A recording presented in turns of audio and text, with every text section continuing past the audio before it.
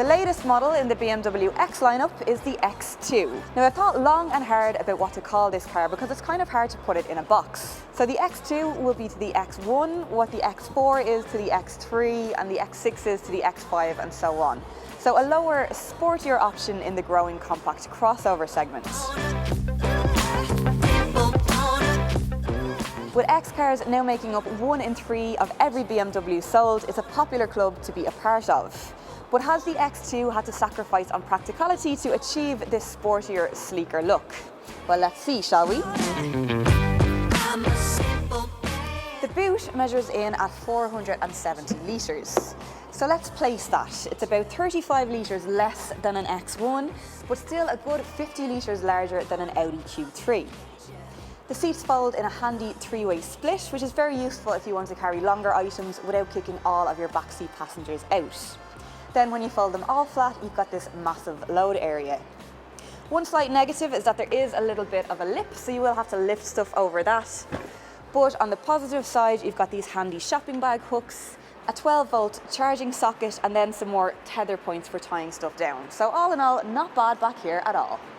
Now, with these seats back up, room in the back is pretty generous. There's a decent amount of leg room and headroom, although your poor middle seat passenger will have to give up their leg room to this hump in the floor.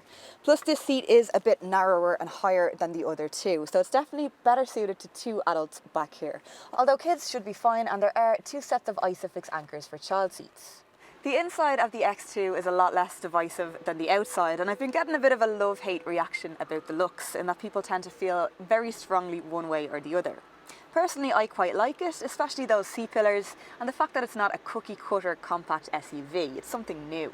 So anyway, the inside is a lot harder to argue with because it's really well done. So it's your typical big BMW luxury in a more compact space, so premium feeling materials, a simple, elegant layout, and the attention to detail is really impressive. I especially like this contrast yellow stitching in the sport seats, which really lifts the cabin without going OTT with a full yellow dashboard. You can also have that in blue if you prefer, and that is an option on this top spec M Sport X model, which also gets a grey body kit and an M Sport steering wheel. Standard equipment includes dual zone automatic air conditioning, cruise control, an electric tailgate, and this iDrive touchscreen infotainment system complete with sat-nav. And that is just fantastic to use. I love iDrive. Everybody loves iDrive. It's just so easy to use. The graphics are fantastic, and it just has that premium feel that you expect from a car in this price bracket, which we'll come back to later. There's a few options on this one too, including a reversing camera as part of a vision pack and some really cool stuff as part of the tech pack, including wireless phone charging, an upgraded sat-nav system and a head-up display. In my opinion, nobody does this better than BMW. So they beam the graphic straight out so that it floats in front of you over the bonnet down there somewhere, and there's no big stupid looking plastic screen to ruin the illusion. This M Sport X package also adds these massive 20-inch wheels, a Harman Kardon sound system and ambient lighting in the cabin.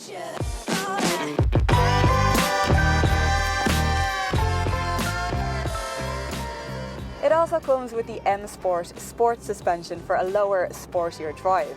Now that would be great news for driving enthusiasts who like to spend their weekends flinging their cars around windy roads up the mountains, because you'll have a lot of fun doing that in this car. The steering is pin sharp and it feels nothing like a crossover on the road, in that there's zero body roll around corners and it really just feels like a sporty hatchback. This is the 2-litre 4-wheel drive diesel, currently the only option available, although it will be followed soon by a 2-wheel drive petrol and a lower powered 2-wheel drive diesel. It pushes out 190 brake horsepower and comes mated to an 8-speed automatic gearbox, which makes for a lot of fun behind the wheel.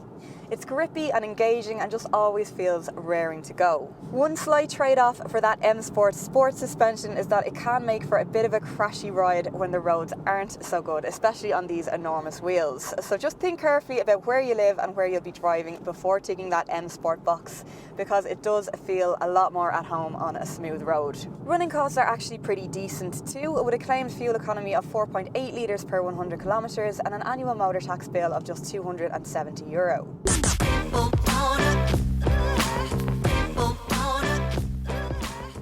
The BMW X2 will not float everybody's boat, and the fact that it has a current starting price of €50,000, this one is 63, is not going to help that. And when I saw it first, I probably would have agreed that that is quite big money for what is not a very big car, especially when you start to compare it to the likes of the X3. But I think that is missing the point somewhat, because you can't measure everything in space, and the X2 I think is more about design and turning heads than carrying flat packs. Plus, it's incredible to drive, so in that sense it does what it does very well. In fact, I think it might just be my favourite premium SUV-ish hatchback on the market. Not that it has too much competition there yet. Let us know what you think in the comment section below, and don't forget to subscribe to stay up to date with all the latest reviews on the new car market.